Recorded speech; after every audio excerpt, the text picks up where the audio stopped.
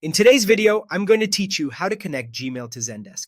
By the end, your support inbox will be linked to Zendesk so new emails can automatically create tickets and your agents can reply from one place with the correct address. First, sign in to the Zendesk Admin Center using an account with administrator permissions. The Admin Center is where all channel settings live, so make sure you're in the right workspace before you begin. If you manage multiple brands or sandboxes, double-check that you're in the environment you want to connect. Once you're in, head to Channels, then Talk and Email, and choose Email. This section controls how Zendesk handles incoming and outgoing email for your help desk. You'll see existing addresses and options to add new ones. Next, click Manage Support Addresses. A support address is the email your customers write to, like a general inbox for your support team. Managing it here ensures Zendesk can receive messages and send replies on your behalf.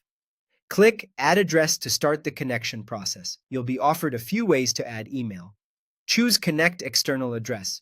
This tells Zendesk you already have an email inbox and simply want Zendesk to connect to it rather than creating a brand new address. From the connection options, select the Gmail connector. This method uses Google's secure sign-in and is the recommended way to integrate Gmail or Google Workspace with Zendesk without manual forwarding rules. It keeps authentication up to date and reduces maintenance. You'll be prompted to sign in with your Gmail or Google Workspace account. If you use multiple Google accounts, make sure you pick the exact inbox you want to link to Zendesk. A quick tip: if your browser often switches accounts, open a private or incognito window to avoid accidentally choosing the wrong one. After signing in, review and allow the requested permissions.